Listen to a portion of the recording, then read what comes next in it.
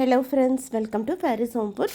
இன்றைக்கி நம்ம பார்க்க போகிறது வெண்டைக்காய் பொரியல் எப்படி செய்யலாம்னு சொல்லி தரப்போகிறேன். இந்த வெண்டைக்காய் பொரியல் வந்து நல்ல காரசாரமாக தயிர் சாதம், சாம்பார் சாதம், ரசம் சாதம் எல்லாத்துக்குமே சூப்பராக இருக்கும். சப்பாத்திக்கும் இந்த வெண்டைக்காய் பொரியல் தொட்டு சாப்பிட்றதுக்கு ரொம்ப நல்லா சூப்பராக இருக்கும். வாங்க இந்த டேஸ்டியான வெண்டைக்காய் பொரியல் எப்படி செய்யலான்னு பார்த்துலாமா? வீடியோக்குள்ளே போய் பார்க்கலாம். வீடியோக்குள்ளே போய் பார்க்கறதுக்கு முன்னாடி நம்மளுடைய சேனல் ஃபேரிஸ் ஹோம் ஃபுட் சேனலில் சப்ஸ்கிரைப் பண்ணாதவங்க சப்ஸ்கிரைப் பண்ணிக்கோங்க. தேங்க்யூ. வெண்டைக்காய் பொரியல் பண்ணுறதுக்கு நான் இன்றைக்கி இங்கே 1/4 கிலோ வெண்டைக்காய் நல்லா வாஷ் பண்ணி க்ளீன் பண்ணி துணியால் நல்லா தொடச்சிட்டு இந்த மாதிரி கட் பண்ணிக்கோங்க. அப்போ தான் கொஞ்சமும் பிசு இல்லாமல் நல்லா இந்த மாதிரி உதிரியாக இருக்கும். வெண்டைக்காய் கட் பண்ணும்போது ரொம்பவும் பொடிசாகவும் நறுக்காமல் ரொம்பவும் பெருசாக நறுக்காமல் இந்த மாதிரி மீடியம் சைஸில் கட் பண்ணி எடுத்துக்கோங்க. இப்போ பெரிய வெங்காயம் ஒரு வெங்காயமும் கட் பண்ணி எடுத்துக்கோங்க.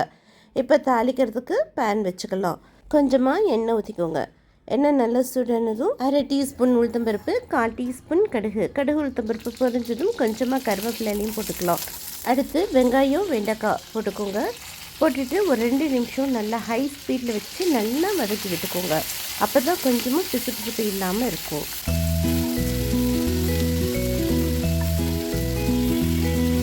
அடுத்து 1/4 டீஸ்பூன் மஞ்சள் தூள், 1/4 டீஸ்பூன் வெறும் மிளகாய் தூள், 1/4 டீஸ்பூன் மல்லித்தூள், 1/4 டீஸ்பூன் வீட்டில் அரைச்ச குழம்பு மிளகாய்த்தூள், கொஞ்சமாக உப்பு போட்டுக்கோங்க. 1/4 கிலோ வெண்டைக்காய்ன்றதுனால நான் 1/4 டீஸ்பூன் மசாலா போட்டிருக்கேன். நீங்கள் எக்ஸ்ட்ரா வெண்டைக்காய் போடும்போது எக்ஸ்ட்ரா நீங்கள் காரம் பார்த்து போட்டுக்கோங்க.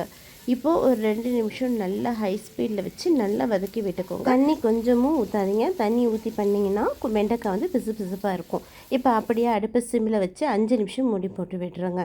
5 நிமிஷத்துக்கு அப்புறம் பாருங்கள், சூப்பராக தண்ணியே ஊற்றாமல் வெண்டைக்காய் எவ்வளோ அழகாக உதிரியாக கொஞ்சமும் வலுவலுப்பு இல்லாமல் இருக்குது. பார்த்தீங்களா, அவ்வளோ சூப்பராக இருக்கும்.